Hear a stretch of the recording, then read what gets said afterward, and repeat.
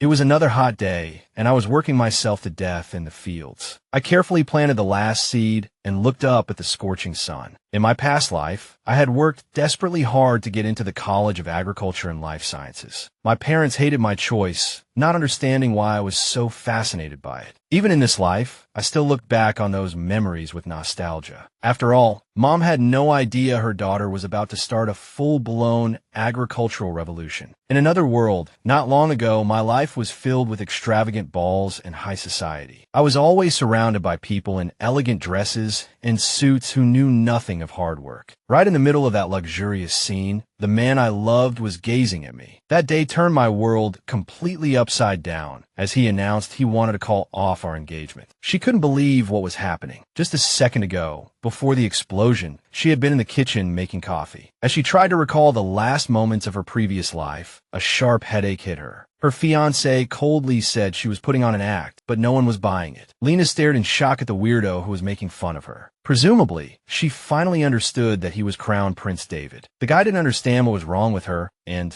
said he was tired of her performance. Lena froze when he said he had only agreed to the engagement because of his father's orders. In that moment, she suddenly realized she was inside the novel she had read in her past life. The girl standing next to him was Kong Senna, the heroine from another world, while she had possessed the body of Liana, a typical villainess who was jealous of the heroine's charm and success. That was Liana Pond, the girl who did everything she could to win her fiancé's attention and affection. In that moment, she was surprised at how calmly she could recall the memories of both her lives. She was furious that she had to play the part of a female villain exiled by society. She tried to calm down, realizing that the situation here was different from the usual storyline. She was being judged for the way she treated Sina, even though she hadn't even accused Sina of being rude. Although Sina wasn't David's official fiancé, she had already managed to solidify her position. This was exactly why she was so angry. Her fiancé had so easily decided to break off their engagement in front of everyone. Today was her 20th birthday, the day he was supposed to propose. Instead, he chose to humiliate her publicly. Lena realized that due to her social standing, there was nothing she could do now. She ran back to her father's estate, scared out of her wits, while he was preparing to give her a harsh lecture for this disgrace. Lena stared blankly at the old man, not understanding why she had to go through this crap. In the original story, Lena had defied her father's wishes and ended up being kicked out of the house, which is a complete disaster because everything in this world was incredibly expensive. Commoners could only go to witch doctors because they couldn't afford real ones. Knowing what would happen next, Lena had no idea how her life would turn out. So, the girl decided to change her father's mind. She knelt and begged, pleading with him not to abandon her and promising to be obedient from now on.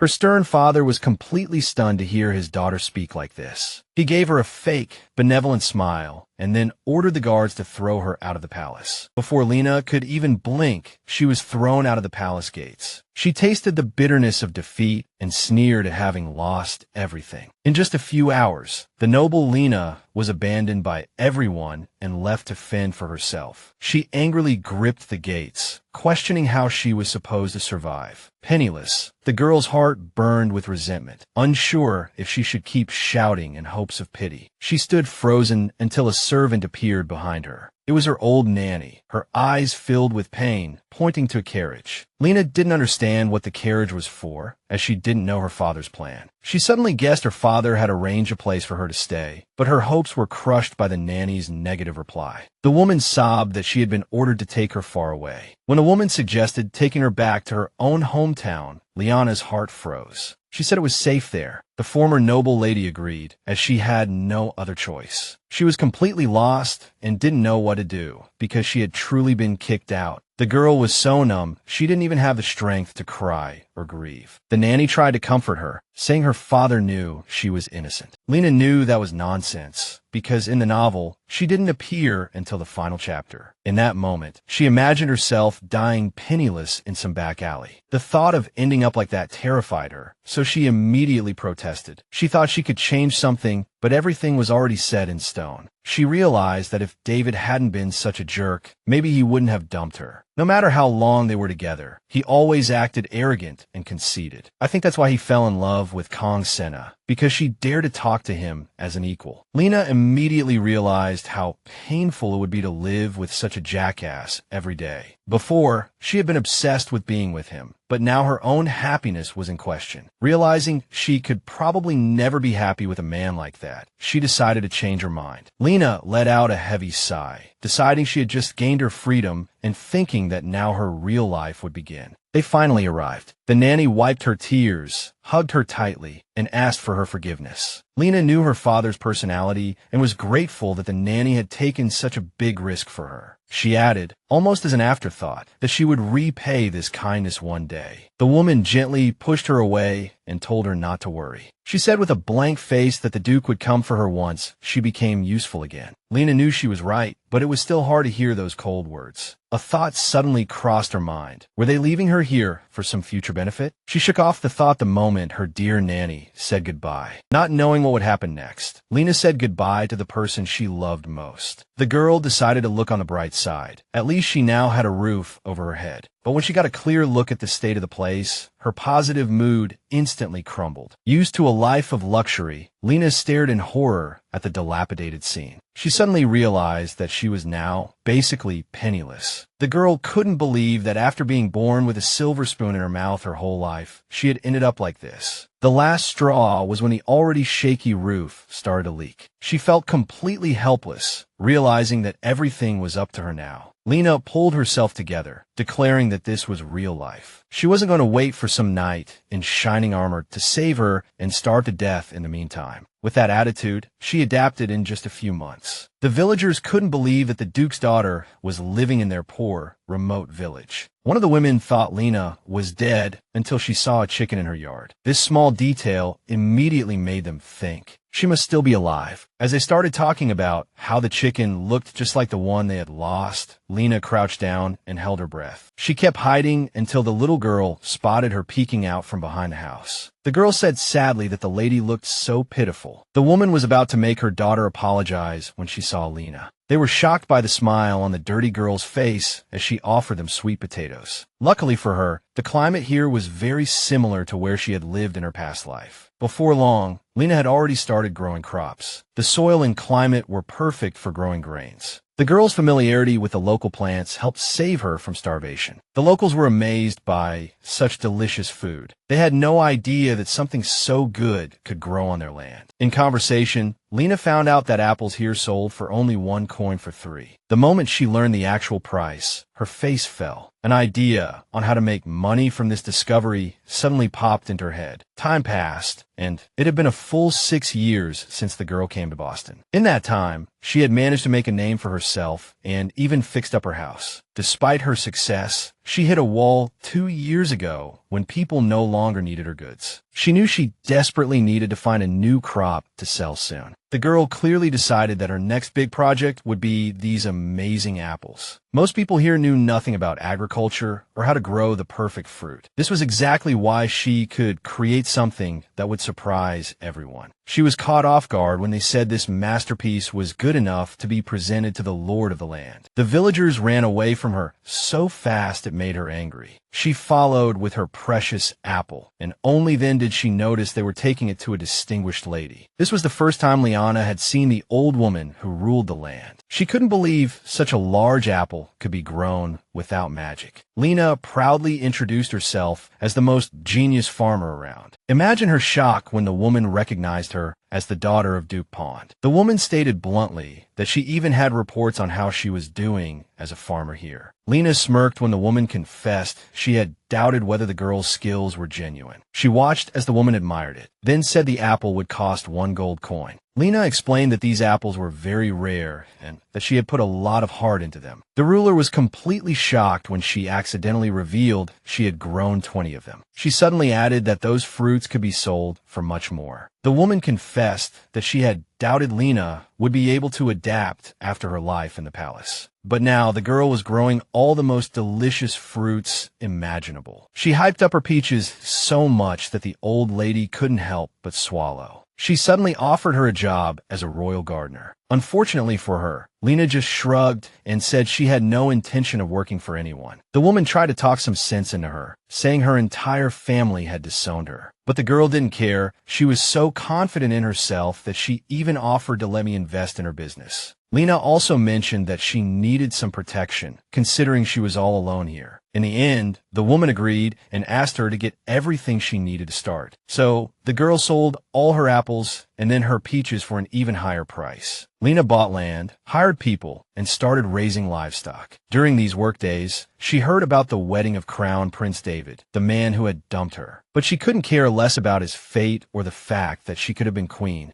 She just smiled and said she loved farming too much to even think about it. Her harvest was record-breaking this year, so she started selling in another village. She was leisurely thinking about what to plant next, enjoying her success. Liana was so lost in thought that she tripped and fell flat on her face. She rubbed the back of her throbbing head until she saw what she had tripped over. No way, she had found a genuine hoe. She couldn't believe she had found such a gem among all the common garden shovels. Before she could finish gloating, it suddenly lit up with a crazy blue light. The magical tool had just uttered the words, "Are you my master?" when Liana replied with a "sure." As soon as she said it, the enchanted tool flew out of her hands. She couldn't believe her eyes as a magical seal was branded onto her hand. Then with a poof, a gorgeous sword appeared before her, introducing himself as Louis Garbin Bontoir III. Even after getting used to this world, the tool's excessive flashiness blew her mind. When Louis called her his tent master, Liana was even more confused. Louis suddenly puffed out his chest and said that even 10 books wouldn't be enough to tell his story. He introduced himself as a sword forged by the god of abundance, which was why everyone wanted him. Louis said he was very picky and only let future emperors wield him. His boasting didn't impress Liana, who just thought he was bluffing. He added that he hid in a plain form because he always ended up in the hands of idiots. It was then that the girl started to doubt her choice. Meanwhile, Louis kept praising her for being able to see the beautiful flower buried in the dirt. Finally, he blessed the girl as the future ruler until she called herself just a farmer. The sword just retorted sharply that it didn't matter who she was. Liana tried to tell him to find someone better, but he had already decided on her. In the end, the girl gave in and decided to accept it, thinking she'd just have someone to talk to. She held him in her hands and proposed they be friends. A while later, she met with the Lady Lord, who was amazed to see all the plants growing like crazy. Liana at first thought it was a coincidence, until she heard that even the dogs had 8 puppies each and all the eggs had double yolks. The Lord found it strange, but Liana just casually called it a bountiful harvest. Despite what Liana said, the woman couldn't just let it go. Liana was surprised by her caution. She calmly cut a fruit until the woman noticed her bandaged hand. Liana couldn't admit that the seal of the Sword of Abundance was on her hand, so she suddenly dropped a bombshell, saying she had found something strange. The lady was immediately terrified, thinking she had metal poisoning or something. Liana denied it, saying she had gotten a weird tattoo. Next, she showed the completely shocking seal, but to her surprise, the Lord was just cold to her and told her to bandage it back up. She also added that she had a bad headache and told Liana to go away. This set off alarm bells for the girl, as the lady wasn't the type to send someone away just for feeling a little unwell. Back home, Liana immediately called for Louis sweetly, but for some reason, the sword was sulking as if she had done something wrong. He was upset that she had come to him only after playing with another sword. The girl placated him, saying she couldn't exactly carry a weapon in front of the lady. He didn't believe her at first, but boy, he still enjoyed the compliment. She gently picked him up and promised to bring him along next time. His flustered reaction made her wonder if a sword could really have a soul. She realized he could not only talk, but also change into any form. Despite all he could do, she still preferred her hoe. Afterwards, she decided to share how unbelievably bountiful the harvest was this month. Louis immediately puffed up his chest with pride, declaring it was all thanks to his blessing. Liana didn't believe him, thinking he just floated around the room. Louis protested with obvious annoyance, repeating over and over about the great God's blessing. To all his arguments, Liana just laughed. The moment she heard that guy's voice, she was instantly on guard. She rushed to the window to check for a possible threat. 3 burly men were loitering outside her window, and well, that was suspicious. Lewis was thrilled, thinking he could finally show off his skills and paint the hallways red. But Liana told him to hold his horses and wait for her command. The sword gave her some courage, and she tightened her grip on the hilt. Imagine her surprise when she opened the door to find a tall, handsome blonde man standing there. Despite him calling her a thieving cat, she was captivated by his good looks. Lena was confused by how his choice of words didn't match his delicate face at all. She was completely mesmerized by the guy's ridiculously handsome face. She decided to break the awkward silence by asking if he was her little kitty. A while ago, the queen was back to talking about her divorce. She had asked the emperor for a divorce, and he was shocked by her decision. The woman stated firmly that she would be the first in this case. The woman suddenly declared that she wouldn't mind being the first wife to kill her husband to avoid the tedious divorce process. Back then, she thought she would be forgotten after the divorce, but that wasn't the case. She became the grandmother of Kaiman Marshall, the emperor of the Marshall Empire. She wanted to tell him something, but he asked her to lower her voice. The lady said their relationship ended the day the divorce was announced at the cathedral and that he should take it easy in front of her. Despite her request, Kaiman didn't budge and just thanked her for the fruit. After he casually mentioned the stolen item, the lady called it a misunderstanding. Kaiman pointed out that the sword had disappeared from the palace when they divorced. On top of that, the abnormally huge harvest in Boston was also raising some serious questions. He couldn't understand why she kept insisting the two things were completely unrelated. The woman replied that she had left everything in the palace when she divorced, so she was innocent. The moment Kaiman asked about the sword's whereabouts, she blurted out that it belonged to someone else. The former queen added that one of her vassals had made a contract with the sword. Kaiman clearly wasn't buying it, thinking she was lying to him. The woman just added that it was the truth, no matter how much he interrogated her. So she guessed he was just a farmer. Her name was Liana. It was then that the emperor decided to visit her place. Lena quickly sized up the guy, surprised at how respectful he was. She couldn't believe a handsome guy like him had called her a little kitty. She took a step back, saying she would listen to him from the doorway, since he didn't look like a criminal. The attendant next to him was immediately angered by her rudeness, but she didn't see a problem. Lena told him to shut up, saying he shouldn't expect politeness after barging in like that. He started to argue, but the blonde man raised a hand to stop him. Lena didn't understand his true purpose and remained on guard. He told her that he was the owner of the sword in her hand. She immediately turned to Lewis with a question, but he nervously insisted she was his one and only master. Lena looked back at the blonde man, waiting for his answer. Lewis was immediately offended at being called a two-timer. It seemed their little conversation had caught the guy's full attention. Lena was surprised that he, as the sword's true owner, didn't know it could talk. As soon as he said he knew the sword's will, she called him quiet and composed. In the end, the girl declared he wasn't the owner and demanded he explain. She stated coldly that if he lied, she wouldn't open the door again. Kaiman introduced himself as the grandson of Aurelia, the grandmother lord. He added that the sword was a prized possession of their family's head. Kaiman mentioned that it had also disappeared after his grandmother's divorce. He tried to offer a tempting deal, but Liana wasn't taking the bait. Lewis suddenly pleaded sadly for her not to hand him over, saying he would stay with her until her hair turned gray. It was only then that Kaiman finally realized Liana was its true master. Lewis said his family never cared about him and asked her to call out his real name. That question really made Kaiman stop and think. When he didn't answer, Liana said she couldn't give the sword to someone who wasn't its true master. Kaiman said the sword was very precious and he would do anything to get it. Liana protested with Lewis's will, but Kaiman just called him a weapon. The guy suddenly got serious, saying he didn't want to use force on a delicate girl like her. Lena stated bluntly that even if he were the most powerful person on the planet, her mind wouldn't change. But her tough attitude started to crumble the moment he got closer. So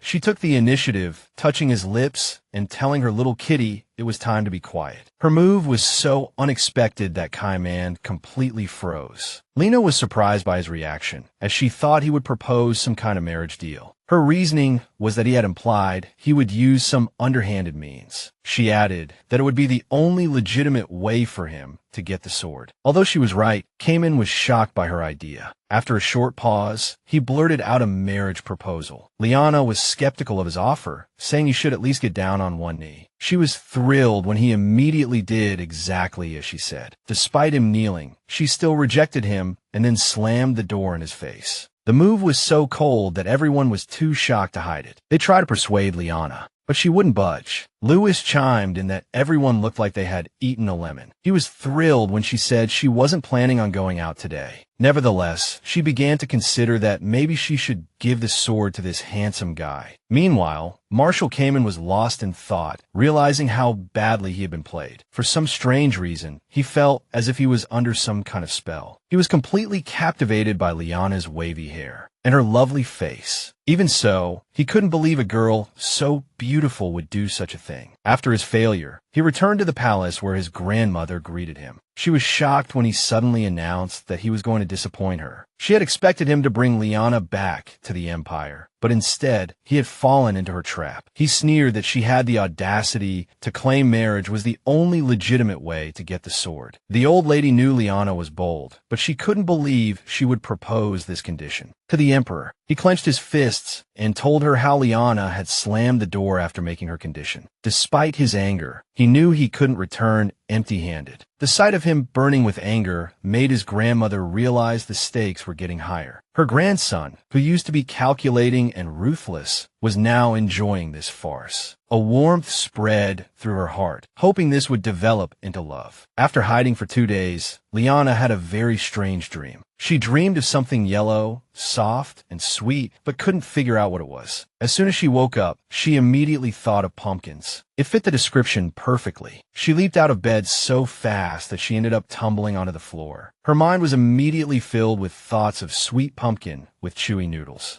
The thought of the delicious food made her want to go harvest some crops right away. Lewis didn't quite hear her and thought she wanted to go chop off an enemy's head. But that wasn't the case. He commented on her choice of attire, not realizing she was heading to the garden, not a battlefield. The girl said the outfit was perfect, but she needed a favor from him. She quickly sketched a tool on a piece of paper and asked him to turn into that shape. Lewis immediately obeyed his mistress and turned into a convenient pair of shears. He was very annoyed at being tricked so cleverly. Lewis showed extreme disgust at the plant's sap dripping all over him. Liana was so focused on harvesting that she didn't even notice Kamen at first. He explained that he had come over after hearing a noise and wanted to help. It seemed he didn't recognize Lewis in his new job and thought he wasn't there. He stared intently at the shears and finally recognized it as the sword of ego. Liana decided to tease Lewis, saying he enjoyed serving her this way. She wanted to get the sword on her side, but Kamen said he wouldn't give up so easily. She asked if he was some kind of stalker, which caught him completely off guard. The girl thought that since he was here, she might as well ask him to help carry some pumpkins. He finally gave in when she offered to treat him to a meal. Liana proudly served him a lunch blessed by the mountain god. It didn't exactly wow him. He immediately thought it was commoner's food. Liana smiled and announced that she hoped to start her own meal kit business one day. In the end, Kamen admitted he couldn't get enough of the soup. As he feasted, Liana secretly admired how handsome he was. She was happy to see him enjoying her soup so much. She decided to show him her newly concocted tea drink, something she had never shown anyone else. Kamen took the drink and was surprised to find ice cubes in it. The girl announced she had dug a special ice cellar with a shovel. The man wanted to offer help, but she retorted that she could handle it herself. Somehow, those words earned his respect. Kamen was impressed by her perseverance and drive, something he had never seen in a girl before. He smiled gently and told her she was truly extraordinary. A few years ago, an angel descended upon the land of the Bark Kingdom. Some thought she was a demon, while others believed the visitor should be honored. Many tried to use her, and eventually, she fell in love with the crown prince and got engaged to him. The problem was, her temper was quite notorious. Her name was Kong Senna, a woman who knew how to play Prince David. Her life wasn't all sunshine and romance. Reality hit her hard. The face that had once captivated David now only annoyed him. Kong Senna demanded an explanation, wanting him to admit he was avoiding her. She was angry because they hadn't had a proper conversation in a long time. David, annoyed himself, retorted that she hadn't tried to talk things out either. He reminded her that she recently threw a fit because he danced with Miss Altair and didn't give her the mermaid's tear. Kong Senna immediately turned the tables, reminding him how he had wanted to make Miss Altair his concubine. David tried to defend himself, saying it was all for an important political marriage. Senna was furious that he could form new relationships so easily, seeing as she had no one but him. She called him spineless for always hiding behind the excuse of important politics. Every word she said made him even angrier. He ordered her to be dragged out of his office, but Senna kept resisting. She couldn't believe he would treat a princess from another world this way. He had once sworn eternal love, and now he was building his own harem. She was stunned by how much her beloved prince had changed, something that wasn't in the novel. When they were alone, David scoffed at her request for a normal conversation. He had abandoned Liana because Kong Senna was certified as a saintess by the cathedral. David had expected Duke Pon to beg him to take Liana as a concubine, but instead, the Duke disgracefully kicked her out. He had joined another faction and was now a threat to David. Most importantly, Liana never acted like Kong Senna, which annoyed him. He couldn't believe he was starting to miss her. David tried to get information about her, but found nothing. He was skeptical, not believing she could survive among commoners. The guy suddenly realized that Kong Senna was now useless. He grew excited at the thought of bringing Liana back as the crown princess, winning back both the girl and her father. He imagined her kneeling at his feet, his vanity greatly satisfied. Ecstatic. Meanwhile, Cayman was also thinking about the same thing regarding his new acquaintance. He couldn't figure out what she could do with those hands that looked like they would break at a touch. He couldn't shake the thought of the ice cellar she had dug. His aide asked, "Hey, why are you so distracted and silent?" Cayman suddenly asked how much ice cost and how they kept it cold. The man said, "Man, that stuff comes from the magic tower, delivered by mages. You can't just buy it." This confused Cayman even more. He needed someone with experience to give him some direct advice. As if by magic, Liana appeared at his palace with a basket. She had no idea Cayman lived here too, so she was very surprised. Suddenly, the young man thought she was there for him, but her next move caught him off guard as she started worrying about his sunburned face. She immediately got excited, thinking she had brought just the thing. Liana quickly took out an aloe leaf, saying there was no need to waste money on potions with this. Just as Cayman started pondering the marks on her palm, she pulled his attention back. She smiled and showed him the aloe, saying it worked wonders on burns. Liana added that her grandmother grew agave, which was a bit like aloe. Cayman was amazed by the commoner's way of life, which made Liana laugh. He wondered if she learned it from her parents, but Liana said she didn't have any. Seeing the man's surprised expression, she quickly tried to explain. The girl stated she had parents, but she wasn't their biological daughter. Cayman was still embarrassed, which just proved he was a good person. She mentioned she was adopted as a child and later abandoned after a bad engagement. Honestly, she didn't care about it at all because now she could live her life as she pleased. Although she sounded happy, Cayman had mixed feelings. Noticing how considerate he was, she patted him for caring about her feelings. The moment he felt Liana's gentle touch, Cayman froze. I guess she didn't even realize what she'd done until she saw his face turn red as a beetroot. She awkwardly shook her basket and repeated that she wouldn't give him Lewis. The noise she made caught the grandmother's attention, and she appeared immediately. At first, she only saw Cayman, but then was surprised to find Liana there too, smiling from ear to ear. She teased the little couple about their bright red cheeks. The old lady immediately greeted them, but Cayman deliberately called her grandmother loudly. The way he spoke made her think Liana didn't know his royal identity. She decided to play along, calling him her grandson and then asking how they met. Cayman was embarrassed by the way Liana described their interactions. The grandmother immediately suggested they drop the formalities and just be friends since they were of similar age. The man tried to object, but Liana backed her up, calling it fate. Cayman felt they were surely teasing him and told her to do as she pleased. Liana smiled and served them a cold watermelon drink. They were immediately stunned upon seeing her masterpiece. Liana didn't reveal the secret to the recipe, for which she had nearly worked Lewis to death earlier. Cayman guessed it was Lewis's doing, but she immediately denied it and changed the subject. She stubbornly forked a piece of watermelon and stuck the fork in his mouth. The emperor wanted to protest, but her concerned gesture flustered him. He looked thoughtfully at Liana's smile and said the watermelon was too sweet. When he was alone, he suddenly realized this watermelon was sweeter than any other. He had thought it was a coincidence, but their properties were actually different. Before meeting her, Cayman only thought about increasing his power and never cared about the lives of common people. He was ashamed that he didn't even care about the process of making the food he ate. The man suddenly remembered Liana had offered him juice a while ago. To his surprise, it was made from leftover grapes.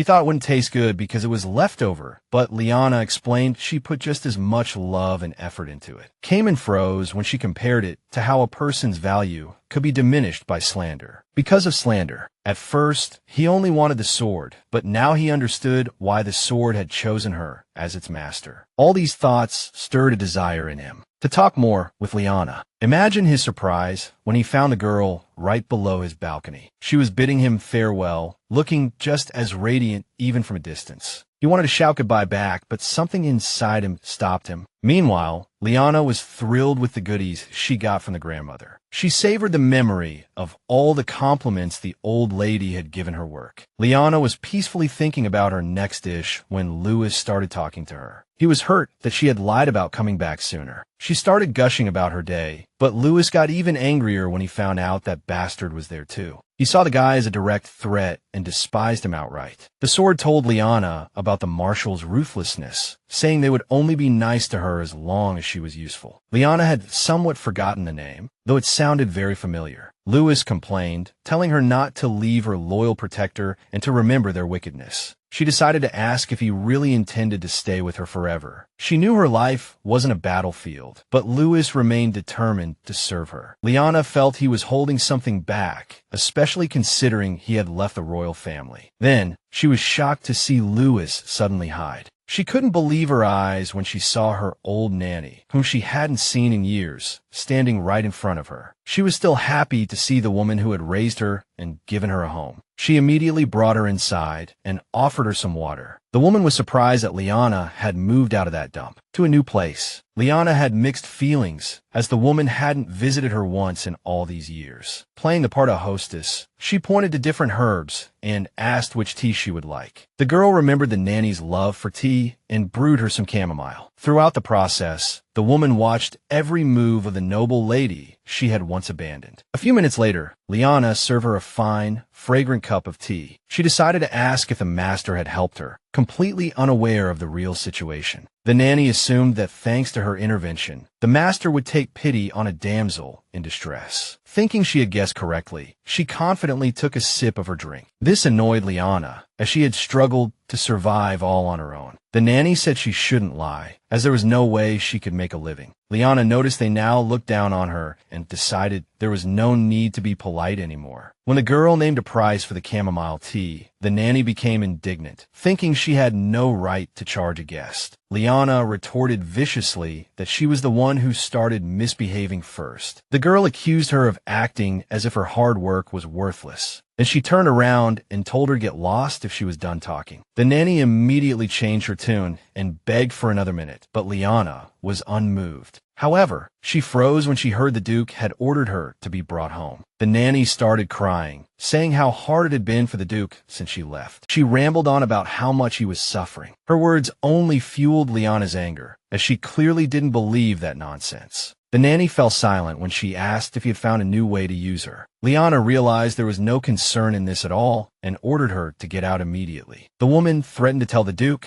but Liana just cursed his name. Just as the nanny reached the door, Liana threw out a few more nasty insults. The door slammed shut behind her, and an unpleasant feeling washed over her entire body. A new day dawned, and Cayman started his day by talking to his sister. He was distracted and couldn't even say when he'd come to his senses. Princess Rise said it wasn't right for him to stay at someone else's house for so long. After her divorce, his grandmother had returned to her hometown, and they gave her a piece of land on the border with the empire. The former emperor missed her so much that he set up a teleportation zone. Cayman tried to say he felt sorry for her, but she immediately told him the reason for his delay. She guessed he was either still obsessed with his sword or head over heels in love. For the first time ever, Cayman called it ridiculous, but the blush on his face gave him away. He couldn't believe Liana was on his mind, even during meetings. A knight entered the office and reported suspicious activity in Poston, where someone was tailing Liana. Also, a maid connected to the observers had visited her a few days ago. He mentioned that according to Lady Aurelian, these people might be connected to Liana's ex-fiancé.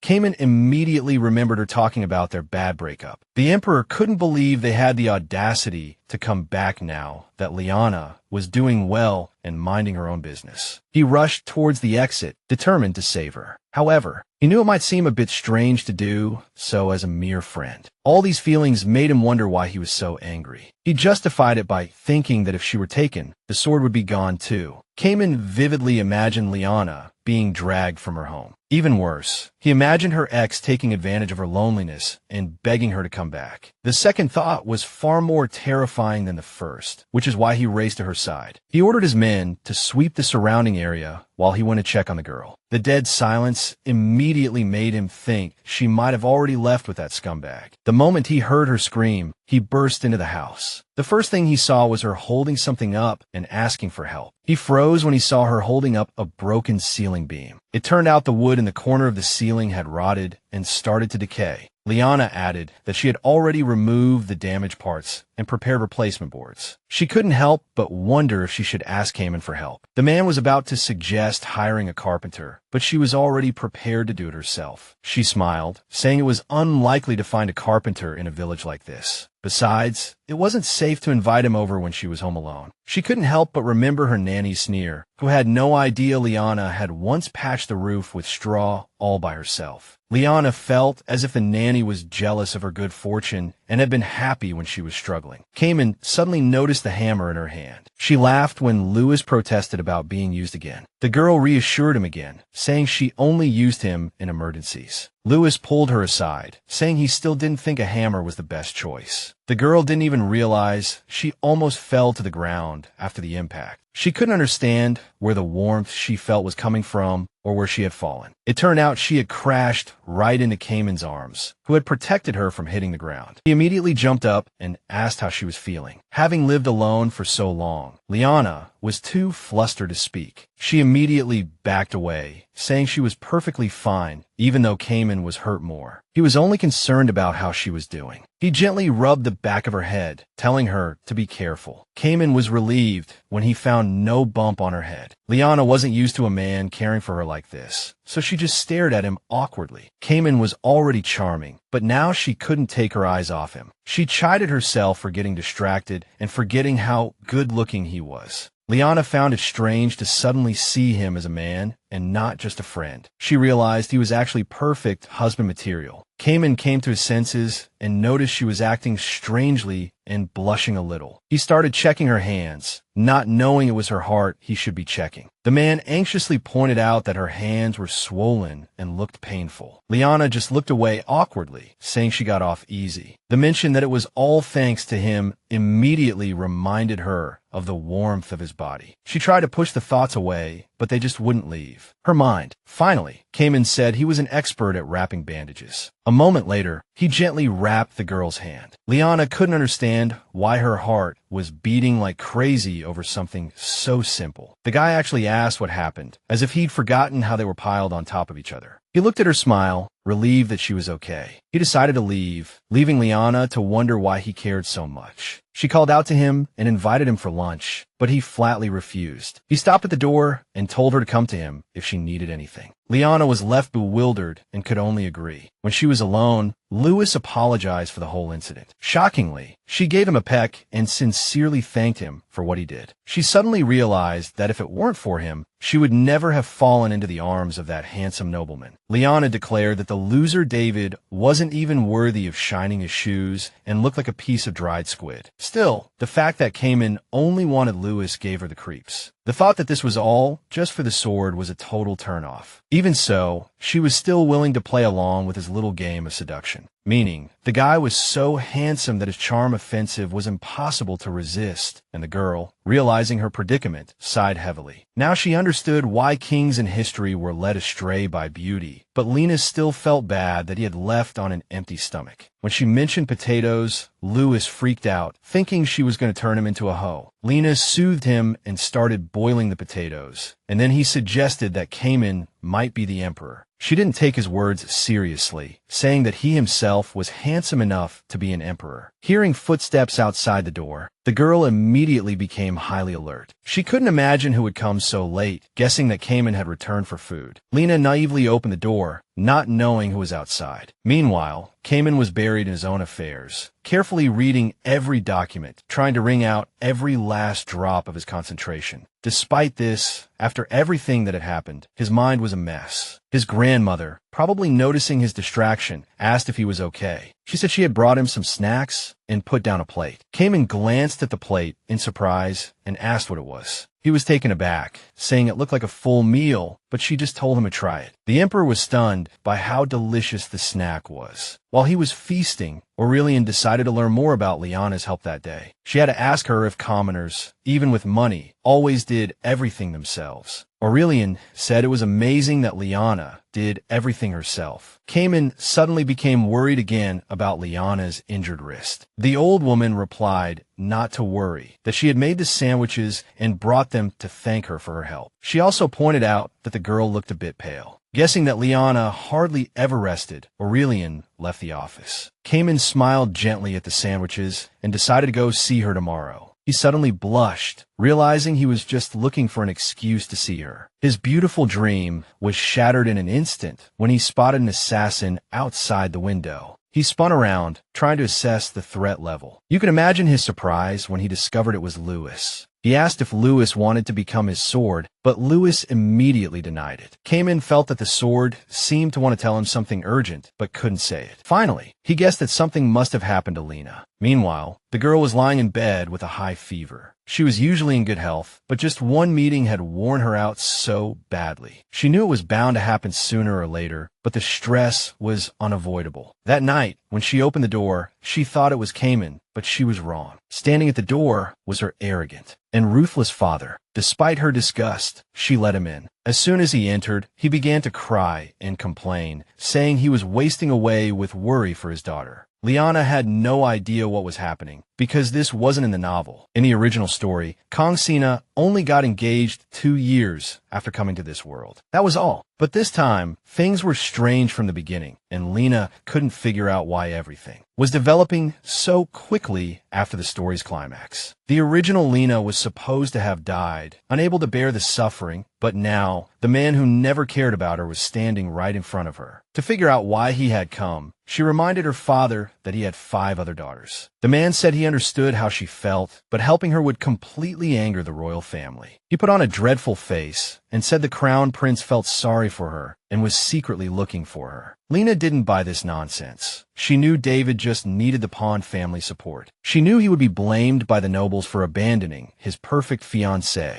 The thought of being used like this made her sick. Lena shook off his hand and coldly told him it wasn't her problem. Duke Pond tried to play on her desire to become the crown princess, but she couldn't care less. She just told him that she was no longer a pawn, just Liana. She stood up and told him to consider his other daughters who wanted to be the princess. The man was shocked by her defiance and asked if she really thought she could sever blood ties with a single sentence. Lena sneered, remembering how he had disowned his own child back then. The Duke was stunned by her audacity and stood up, but this was exactly what she wanted. She grinned, opened the door, and said goodbye to her father. As a parting word, she told him he was just a duke, not a father, and that was all. After sending him off, she knew it wasn't over. She couldn't help but wonder what trick they would come up with next and whether David would visit in person. Lena imagined him whispering sweet nothings to Sina and now trying to track her down. She felt her father would soon come up with another trick to hand her over to David. The girl had no intention of letting the prince barge into her life because she had done nothing wrong. She racked her brains, trying to find a way to escape her fate. Lewis noticed she was lost in thought, but her mind immediately went back to the potatoes. The sword sensed her sadness and wanted her to open up, but she didn't want to talk about it. Despite the bright smile on her face, tears streamed down her cheeks. Lena thought she was fine, but the pain was still gnawing at her heart. Seeing the girl's tears, Lewis regretted for the first time that he couldn't turn into a human. Lena gently hugged her little companion, telling him everything would be all right soon. Even when she thought about it before bed, the girl still couldn't help but cry. In an instant, a worried-looking Cayman appeared before her. The moment she showed signs of waking up, he rushed out to get water and medicine. The girl, a little dazed, directed him, saying the medicine might be in her bag. Cayman was confused when she told him not to get her bag mixed up, saying she had to leave soon. She added that she had to leave quickly, almost deliriously. This hit him hard because he thought Poston had become her home. The girl said Poston was a comfortable and nice place, and she liked grandmother Aurelian, but even so,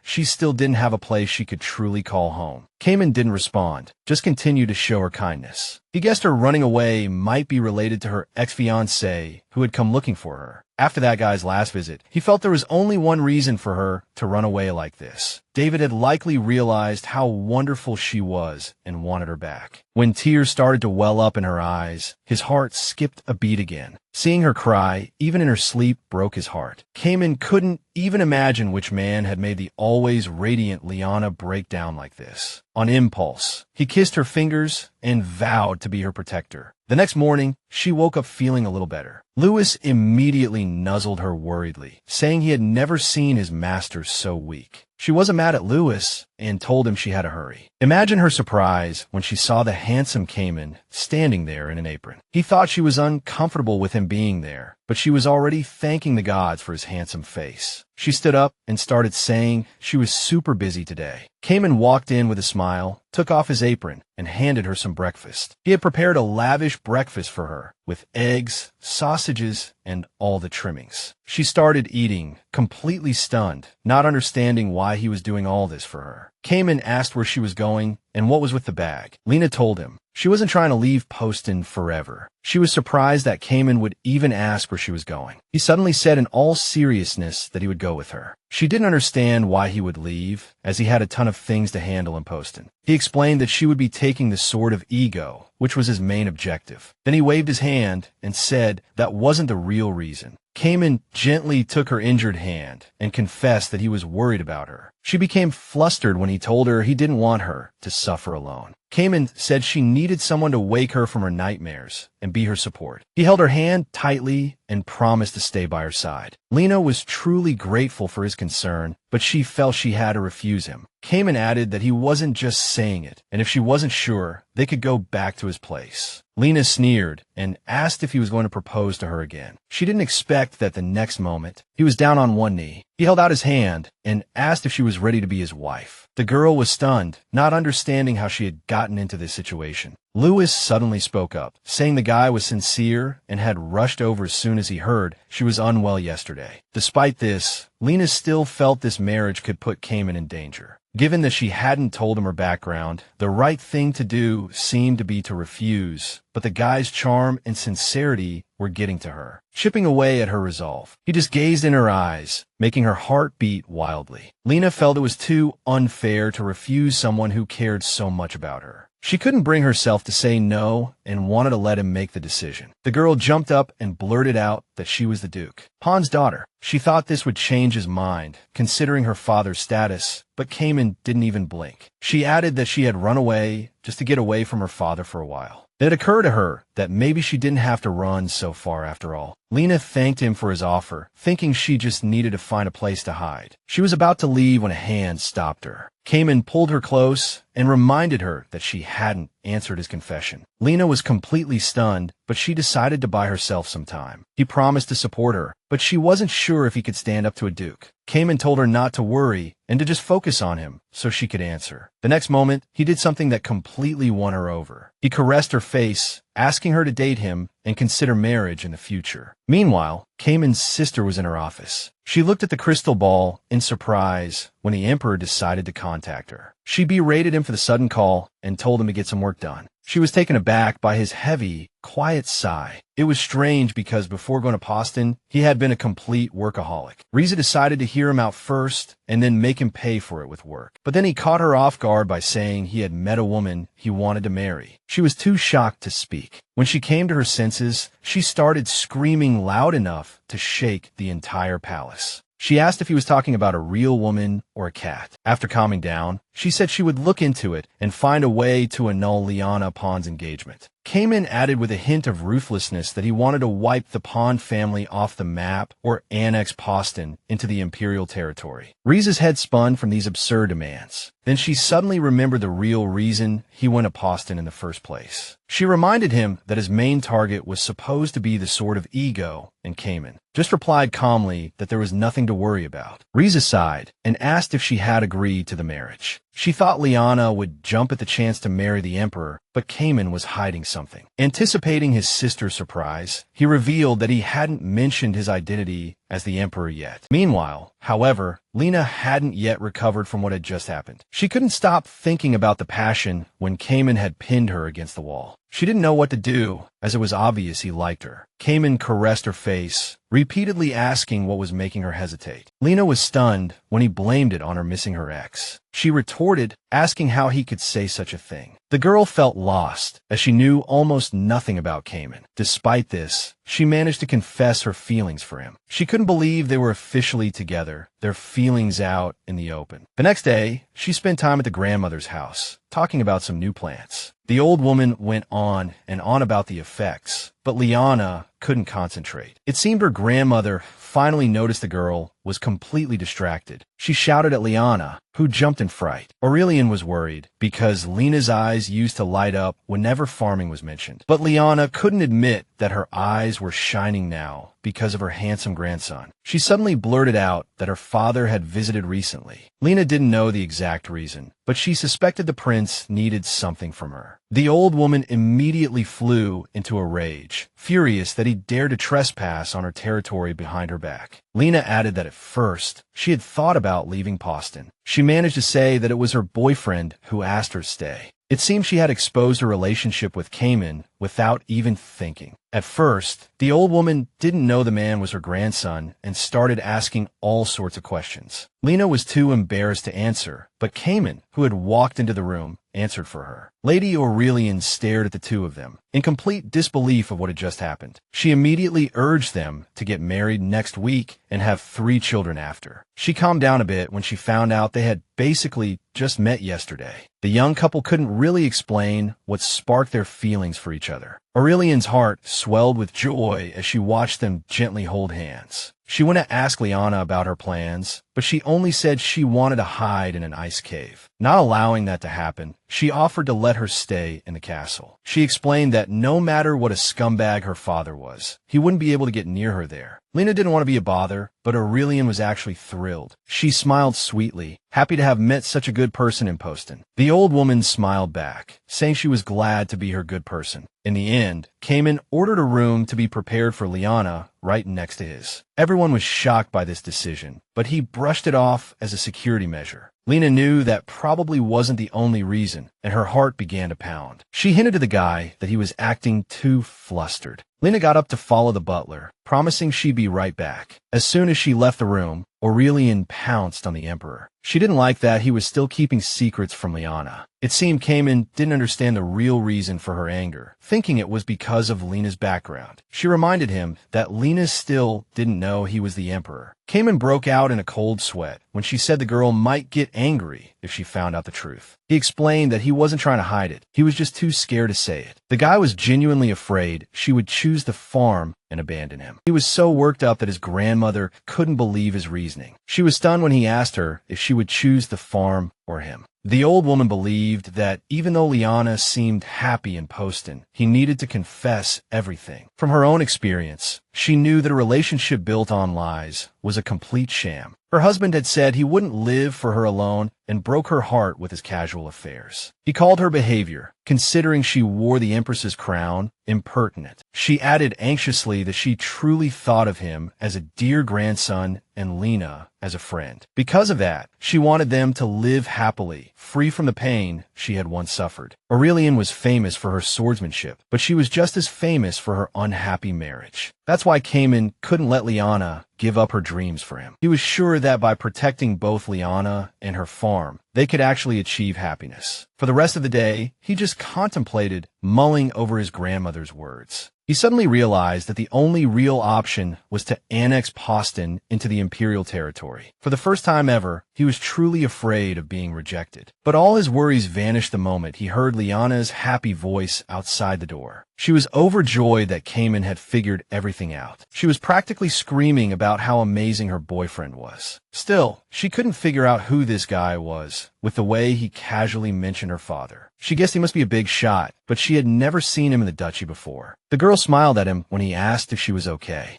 Happy that she was comfortable, Cayman suggested they go for a walk. Now that it was just the two of them, Lena was practically struggling to hide her fluster. She kept stealing glances at the guy. From the look on her face, all her pride seemed to have vanished. She couldn't figure out why she was so embarrassed. It wasn't their first walk. For the first time, the girl felt the thrill of a date, the kind that made her heart race. Every meeting with David had been nothing but torture with no enjoyment. He would always ditch her on the pretext of official business, but actually run off to see Senna. Lena couldn't stop him from doing what he wanted and only felt her heart grow heavier. She was ordered to remain silent the whole time and just endure everything David did. That's why she was so sensitive to Cayman's every move. She had never imagined someone would treat her the way he did. She couldn't even imagine someone gently holding her hand instead of pointing a finger at her. It was so overwhelming that tears couldn't help but stream down her cheeks. She quickly wiped them away, amazed that she could fall in love with someone. Feeling how deeply Cayman had entered her heart, she smiled brightly and said she liked holding hands. It sounded so sincere that he couldn't help but blush. He looked down and asked her to wait a little longer, as he didn't want to disappoint her. She squeezed his hand and told him she would wait, that she trusted him. They walked until nightfall before Lena returned to her room. She smiled, saying she had almost forgotten what it felt like to sleep in such a luxurious room. Lena admitted she had an uneasy feeling, as if she had forgotten something. Finally, the guy she had promised to return to, but didn't, appeared behind her. Lena placed the sword by her side, saying they would be staying here for a while. Without telling him the details, she fell into a deep sleep. The next morning, she was surprised to see a young blonde woman standing before her. At first, she didn't understand what was happening and thought she was dreaming. Confirming she was still asleep, she rolled over. Can you believe it? The girl actually scolded her for trying to go back to sleep. This uninvited guest pointed her finger accusingly and deducted 20 points from her. Lena was completely stunned and immediately asked who on earth she was. She just majestically announced that her name was Susan. Lena introduced herself in the same manner and shook her hand. Then there was an awkward silence. She mentally cursed herself for not having Lewis with her, just in case. She mentioned that this was her room, but Susan already knew. She said she just dropped by to say hello, which took Liana by surprise. She still had no idea what was going on, but made her laugh anyway. In the end, they went for a walk, with Susan sticking to the girl like glue. Lena decided to go out to break the awkwardness, but she just kept following. Susan asked where she was going, but Lena just said she wanted to take a walk. She just coolly said that liking to move around was a good quality. Noticing that everyone greeted her along the way, Lena felt she wasn't a threat. The moment she mentioned liking Poston, Susan cut in to say the Empire was better. She suddenly asked what Liana thought of the Emperor. Liana thought that rumors of her bountiful harvest had reached the Empire. Unaware of Susan's true intentions, she decided this was a great opportunity for expansion. On the way, she stumbled upon some wild raspberries. Lena said the air here was so clean that she didn't need a bath and told her to try some. Susan said the raspberries were sour, but the girl retorted that they could be used to make jam. She was actually surprised that Lena knew how to make jam herself. She noticed that Lena resembled Cayman and offered to help her pick the raspberries. Meanwhile, Lewis was closely watching Cayman's intense training. He had thought Cayman was just the grandson of a foolish emperor, but his swordsmanship was impressive. The sword could feel the strong ego emanating from him, which was evident in his confident eyes. This guy reminded him of his first master. He had encountered the sword once and proclaimed himself the strongest. Drawn by his burning desire to defeat a great dragon, Lewis accepted him as his new master. Back then, the kid was just a nobody, but he later became a legendary hero and the emperor of a vast empire. Lewis Marshall, the higher he climbed, the more his sword became like an ornament. Lewis had endured it, but his patience finally reached its limit with the last idiot emperor. He couldn't believe that after leaving, he would run into this descendant in a remote place like Postina. When Cayman spotted him hiding behind a tree, Lewis was stunned. He immediately started making excuses, saying he wasn't spying, just making sure everything was all right. Cayman didn't hear him at all. He just said that he was serious about Lena. When Kaiman added that he respected Lewis's devotion to serving Lena, Lewis couldn't help but shed a tear. Kaiman asked if Lewis wanted to be swung around a bit, then confidently took Lewis in his hand. Lewis decided to test him to see if he was worthy of being Lena's partner. At first, Lewis resisted, but he was soon won over by Kaiman's confident movements. He was completely captivated by the guy's extraordinary abilities, filled with conflicting emotions until he heard his master's voice. Lena was surprised to find Lewis with her boyfriend. The sword immediately wrapped around her, crying that he was a bad sword. He accidentally knocked over a whole bundle of raspberries, bumping into Susan. Lena sat on the ground, exhausted, rubbing the spot where she was hit. Susan asked how she was, and showed her the raspberry she had saved. Kaiman was surprised to see the two girls together. Susan was the second princess of the Martial Empire and Kaiman's sister. They ended up in the kitchen, where Lena started making raspberry tea. Lena was constantly worried that Susan would cut her hand. After preparing the raspberries, she taught her how to brew tea step by step. 10 minutes later, their iced raspberry tea masterpiece was ready. When Lena saw the man's flushed face after his workout, she almost dropped the tray. She tried to act calm and ordered him to go dry his hair. Susan watched their interaction from the side, fascinated. Once they were all together, the girl smiled and served them the fresh tea. To his sister's surprise, the atmosphere between her grandmother and brother was different than usual. Susan couldn't understand why they were so close, considering Kaiman's situation. She suddenly had a feeling that Lena might not know at all that Kaiman was Emperor Kaiman, and the lady's nervous expression completely confirmed her suspicions. She wanted to expose them on the spot, but her brother changed the subject just in time. He pulled her into a room in a flash, suddenly demanding a private talk. Lady Aurelian explained that Kaiman had twin younger sisters, and one of them had decided to drop by for a visit. That remark made her feel like he was trying to hide the existence of his future sister-in-law. After everything that had happened, she suddenly realized that she was starting to feel like a member of the family. A few days ago, Susan and Reese were arguing endlessly about their brother returning to the Empire. She couldn't believe that the cat-loving guy would actually fall in love. The girl suddenly remembered the sword of self-love and guessed he had probably gone to find it. She skipped away, saying before she left that she would personally drag her brother and his future bride here. Susan didn't believe her brother would be spending his days idly. When the two were alone, she cut to the chase and asked him what he was really up to. Kaiman immediately retorted that she probably wasn't worried about him anyway. She questioned why he hadn't told Lena his title and was just letting things be. The moment she suggested he was planning a marriage for the sake of the sword, he snapped back that he wouldn't be so despicable. At first, he felt that revealing his identity would put him at a disadvantage, making him vulnerable to blackmail. But the more they talked, the more he realized the need to keep everything a secret. Kaiman crossed his arms, declaring that he wanted to protect Lena and Lewis's desire to follow her. To Susan, it sounded like he was afraid of being hurt by a woman. She was furious that he was treating the sword, a symbol of imperial power, so carelessly. Kaiman explained that the marriage meant he and Lena could share ownership of the sword. She let the matter drop for now and asked how long he planned to stay in Postina. The emperor wanted to annex Postina directly into the empire so he could do as he pleased. This sounded completely insane to his sister, leaving her utterly speechless. Nevertheless, he believed it was the right thing to do and perfectly feasible. Oh, and she didn't believe him for a second when he said Postina was actually a nice place. He added that his identity had to remain a secret until the plan was complete, but she pushed his hand away. Susan couldn't believe he would do something like this just for a woman. It seemed Lewis shared the same opinion about this ridiculous marriage. Neither of them could believe